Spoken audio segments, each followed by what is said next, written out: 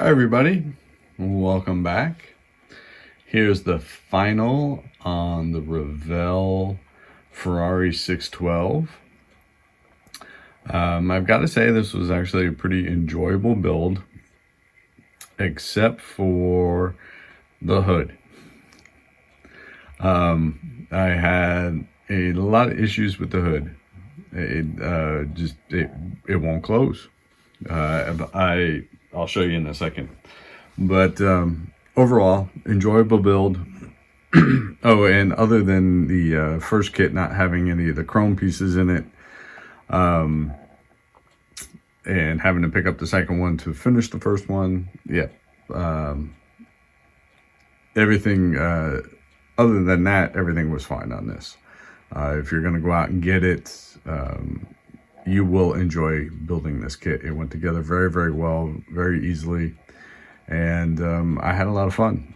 I think the color on this came out really well. It's the Splash Paints Giallo Moderna, so a modern yellow. It got 3 coats of 2K clear. And yeah, like I said, I had a lot of fun building this. I'm liking the new Revell Germany kits very much. They seem to go together pretty well. So yeah, that's about where we're at. Let me stop this and I'll just kind of walk you around the car a little bit. Yeah, it was a good place to stop, right at the back. So as you can see, I put an Italian license plate on it. Seemed appropriate. And look guys, I actually put decals on my car. Everybody knows how much I hate decals, but it seemed to call for it. There's the front end. Again, all of this went together very, very easily. More decals. Let's see if I can get you into the interior. So the interior was also done with splash paints. It was their interior black. It laid down very, very nicely.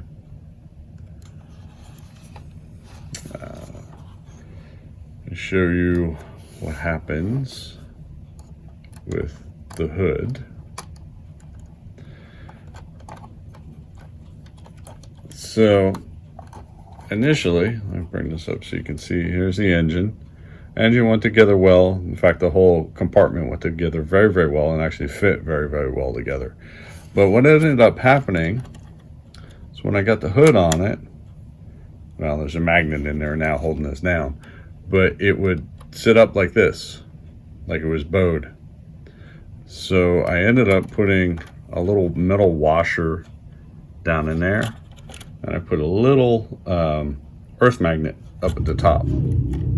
Yep, my neighbor's back with his motorcycles. And yeah, it's the only way I could get the hood to close. The bottom's really not much to speak of. I didn't do any weathering or anything like that. And the one thing that didn't make sense to me was that the entire underside of this, the chassis, is all black, except for that. They called for this gray color. I don't know why. It just seemed really weird. But there it is. Again, really, really nice build. Went together well.